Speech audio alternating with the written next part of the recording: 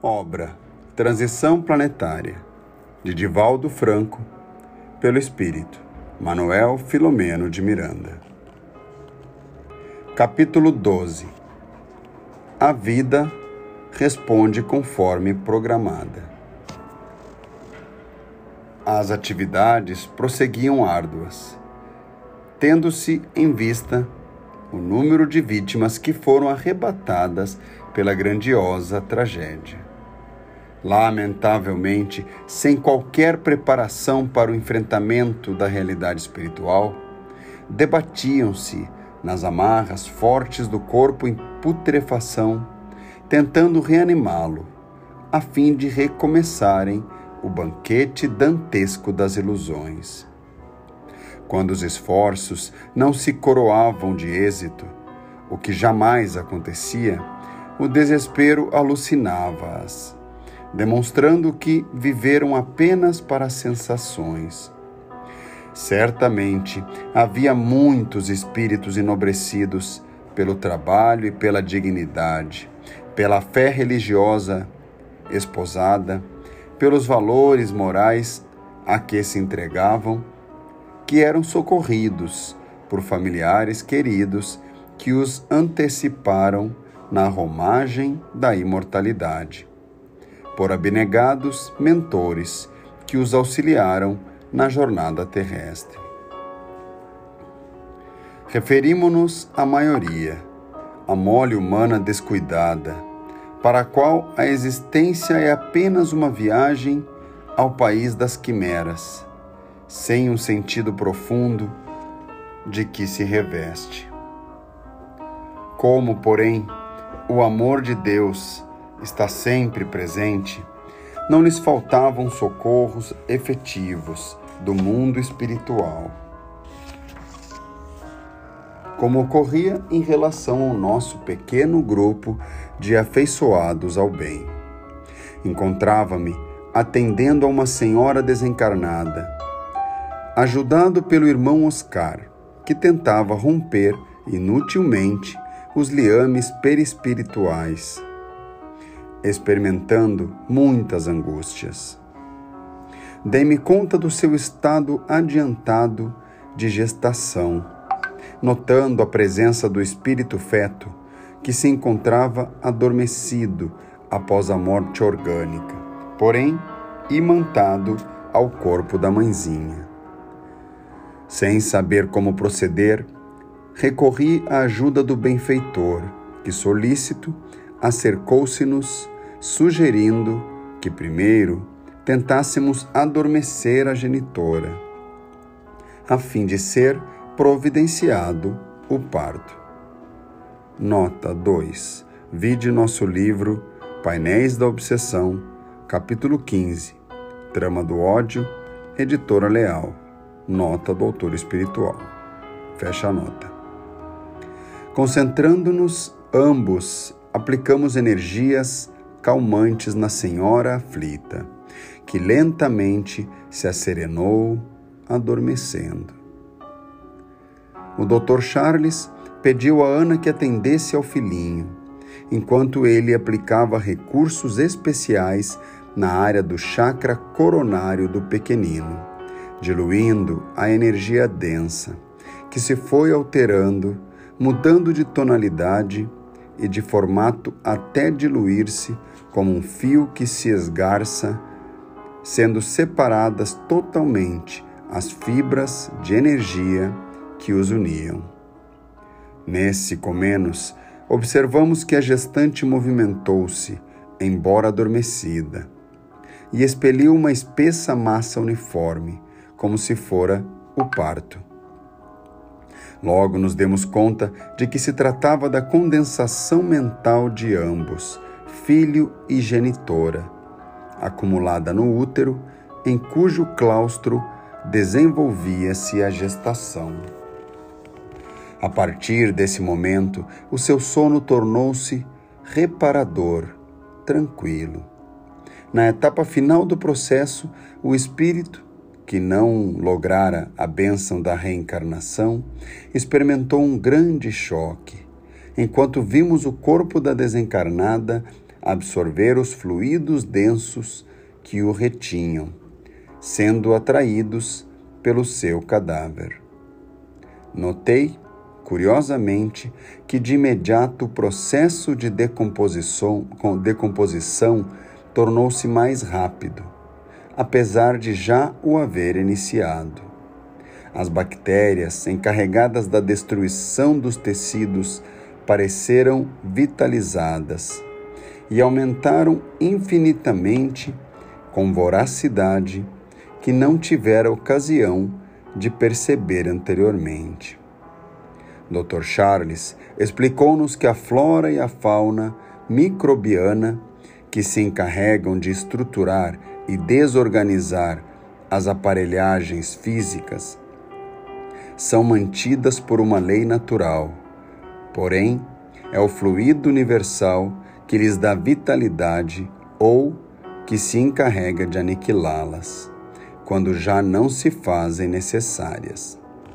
No caso, em tela, as impressões físicas transmitidas pelo espírito, de alguma forma, preservavam determinadas áreas orgânicas menos sensíveis à decomposição, retardando-lhes o processo degenerativo.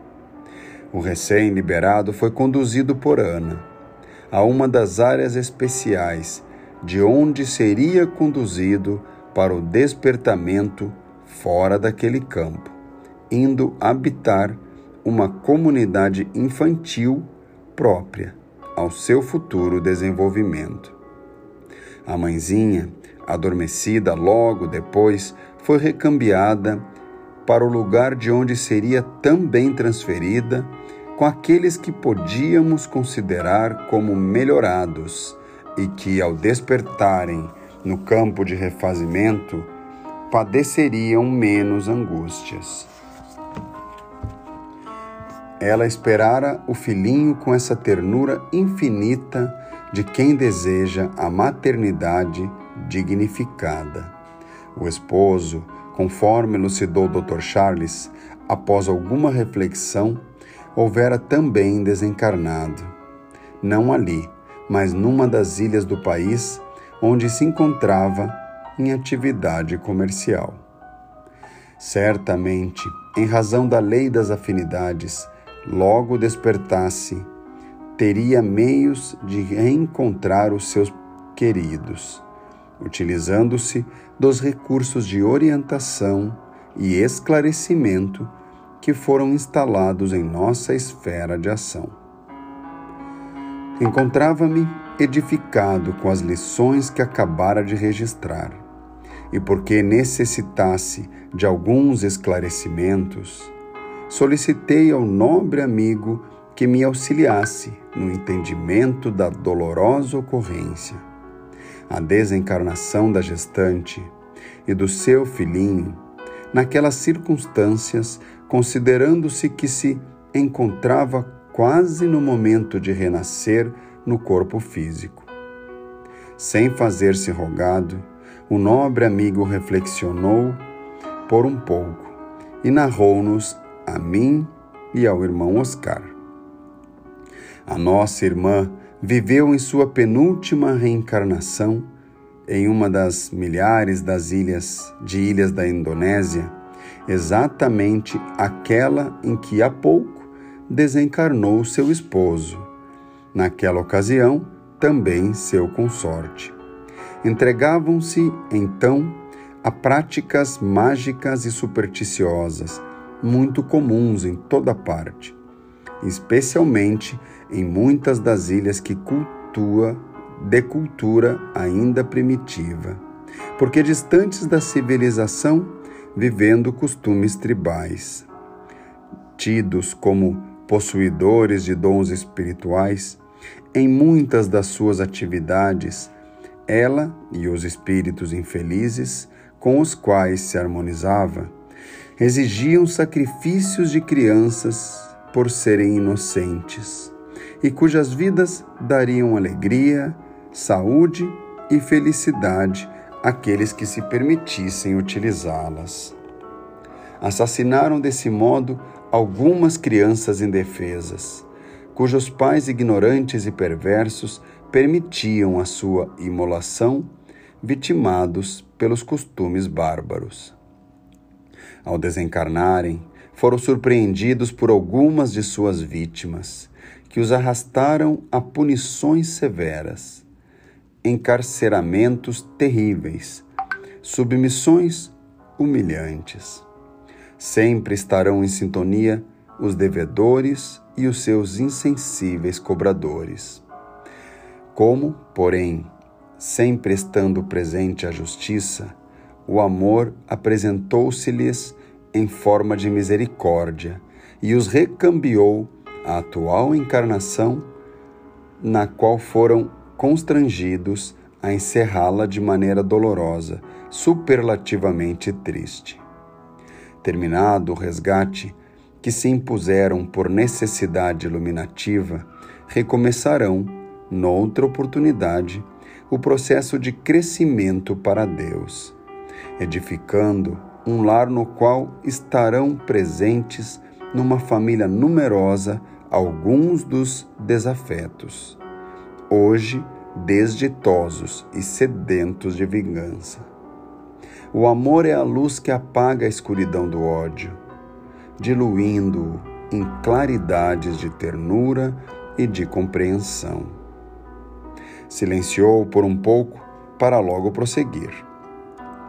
O filhinho que lhe veio imantado ao perispírito, após havê-los perdoado, sofreu a reparação pelo mal que lhes impusera, no período em que estiveram na erraticidade inferior. Voltará ao carreiro físico também rico de esperança e de alegria.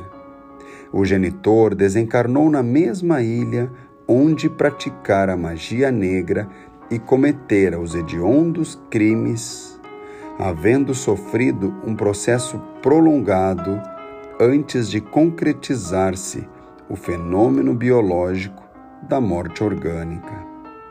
Foi lento o deslindar-se das amarras carnais, experimentando aflições superlativas até a consumpção total.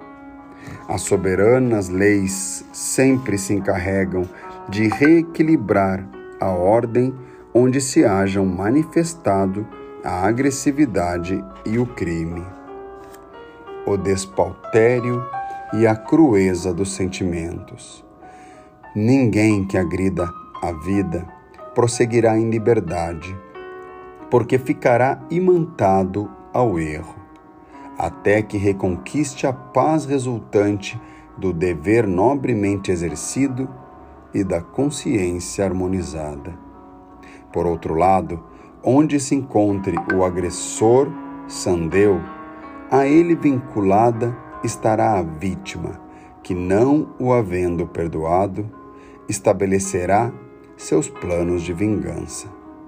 Sempre, portanto, que se viva com harmonia, desincumbindo-se dos deveres que lhe dizem respeito, com seriedade e elevação, será lograda a felicidade real, aquela que nada consome.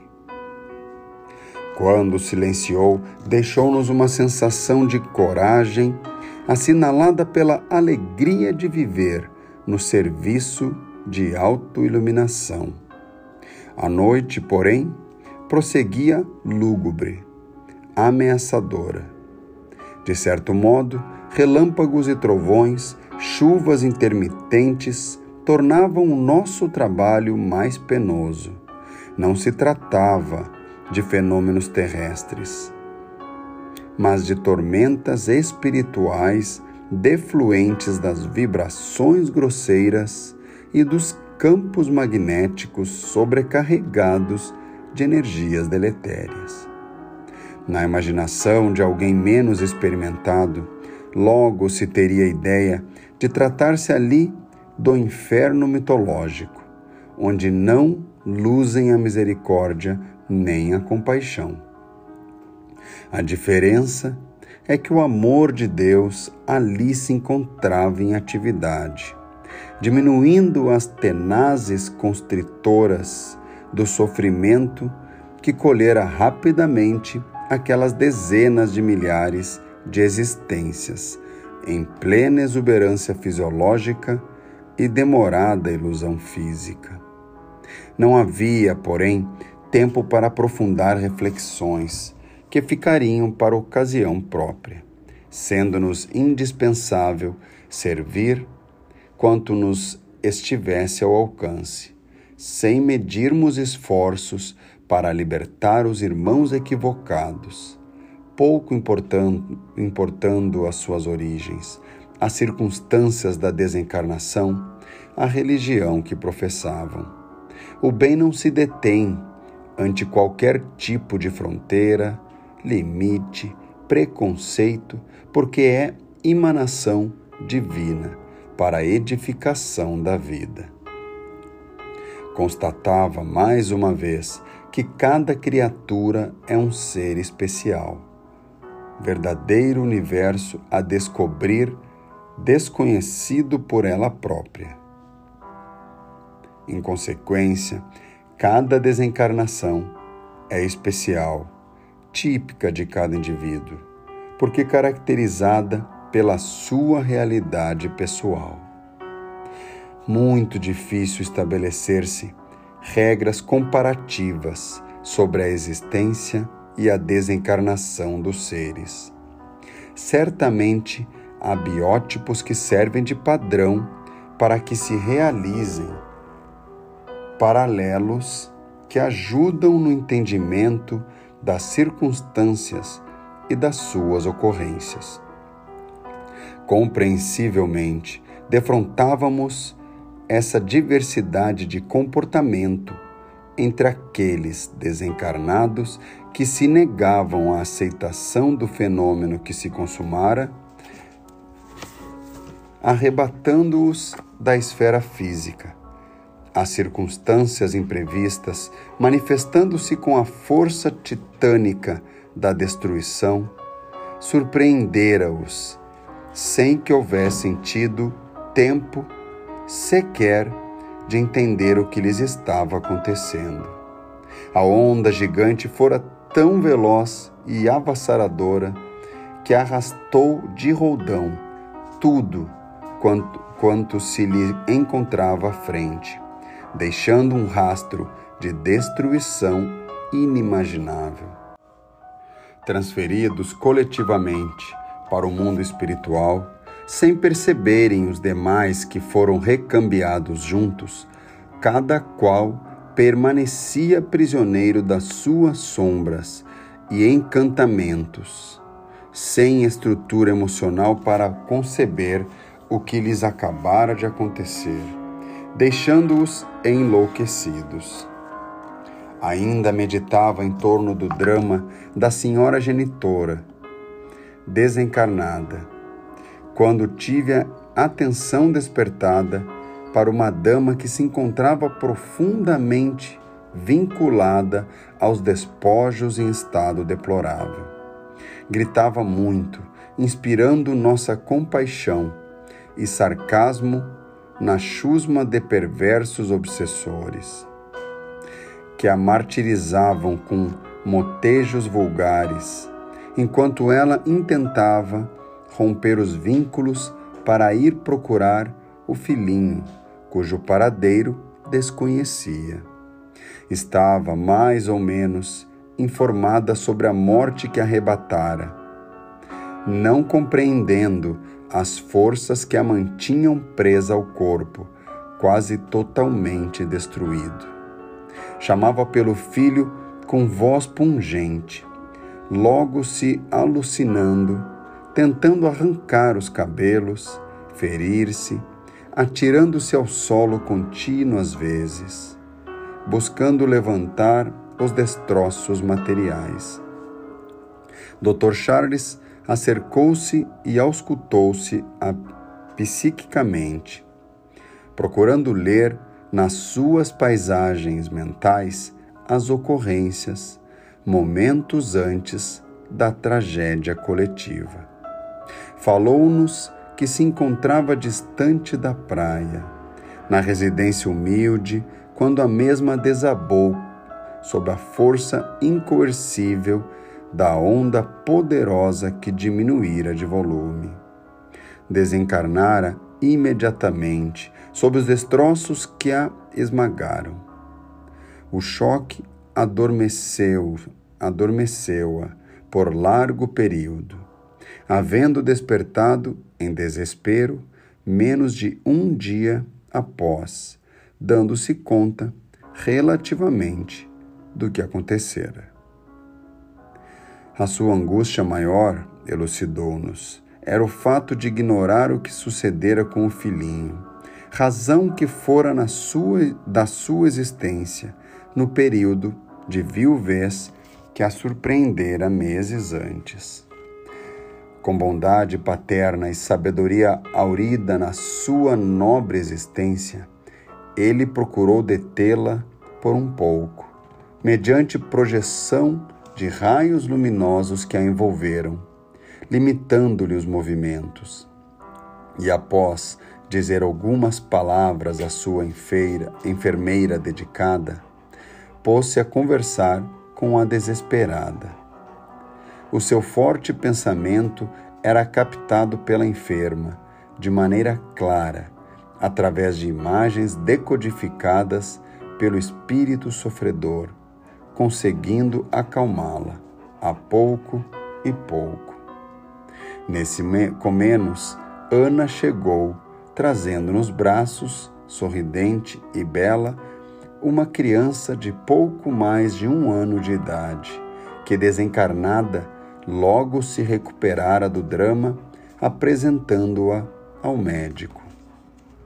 Este, por sua vez, colocou-a nos braços da desafortunada o filhinho jovial, que a fez sorrir e acalmar-se, logo passando a cantar uma balada para o adormecer. De imediato, fomos convidados a diluir os liames perispirituais que a retinham ao corpo, conseguindo, alguns momentos depois, a total libertação. Aturdida, num instante de emancipação do corpo, pareceu perder o equilíbrio, em razão da gravidade ambiente, no que foi socorrida por Ana, que lhe tomou o filhinho enquanto nós a segurávamos, e o Dr. Charles hipnotizava-a, a fim de que serena adormecesse, o que aconteceu sem detença. Logo após, os padioleiros a transferiram para a área pertinente, levando também o filhinho adormecido. Os milagres que o amor opera são contínuos e ricos de beleza, vencendo mesmo o denominado abismo da morte. As horas, em consequência, naquele báratro, arrastavam-se, lentas e afligentes, carregadas de acontecimentos insólitos, que nos enterneciam num momento, doíam-nos em outro e despertavam-nos sempre o amor e a compaixão em todos os casos.